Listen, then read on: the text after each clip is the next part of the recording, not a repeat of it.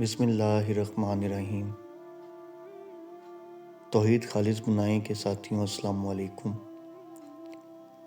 غزوہ خیبر اس غزوہ کو کہتے ہیں جو 7 ہجری کو مسلمانوں اور یہودیوں کے درمیان لڑی گئی، کیونکہ یہود نے دوسرے عرب قبائل کے ساتھ مل کر مسلمانوں کے خلاف سازش کر کے امن معاہدے کو توڑا تھا۔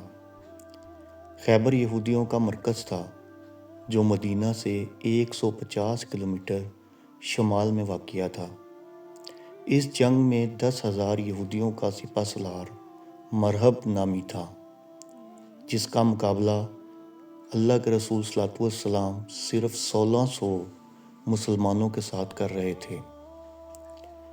ان کا قلعہ ایک اونچی پہاڑی پر بنا ہوا تھا، جس کا دفاع اور دیوار بہت ہی مضبوط تھی۔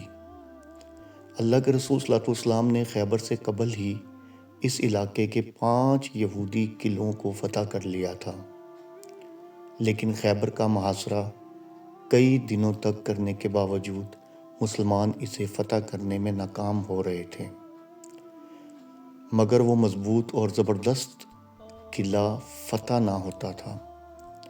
اللہ کے رسول صلی اللہ علیہ وسلم نے حضرت عامر کو لشکر کا امیر بنایا اور حملے کے لیے بھیجا، لیکن وہ شہید ہو گئے اور سپاہیوں میں یہودیوں کے جنگجوؤں اور سپاہیوں کا خوف بیٹھ گیا۔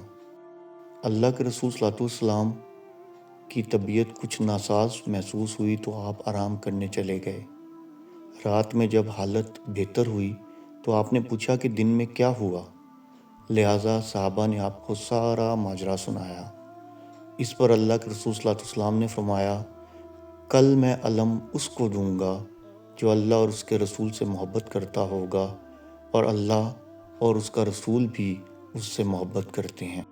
راوی بیان کرتے ہیں کہ اس رات کسی کو نیند نہ آئی اور سب اضطراب میں رہے۔ صبح ہوتے ہی تمام لوگ نبی صلی اللہ علیہ وسلم کے پاس آ گئے۔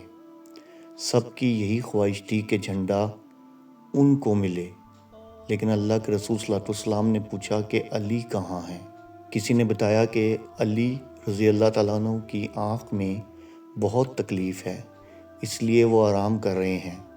اللہ کے رسول صلی اللہ علیہ وسلم نے حکم دیا کہ انہیں بلاؤ، لہٰذا حضرت علی رضی اللہ تعالیٰ عنہ تشریف لائے اور آپ صلی اللہ علیہ وآلہ وسلم نے اپنا لعاب دہن کو حضرت علی کی آنکھ پر لگایا، پھر آپ کے حق میں دعا کی، اور دعا کرتے ہی وہ ایسے شفا یاب ہو گئے گویا ان کو کبھی کوئی تکلیف ہی نہ تھی۔ آپ صلی اللہ علیہ وآلہ وسلم نے جھنڈے کو حضرت علی رضی اللہ تعالیٰ عنہ کے ہاتھ میں دیا اور نصیحت کرتے ہوئے فرمایا، اے علی، پہلے ان سے نرمی سے بات کرنا اور انہیں اسلام کی دعوت دینا۔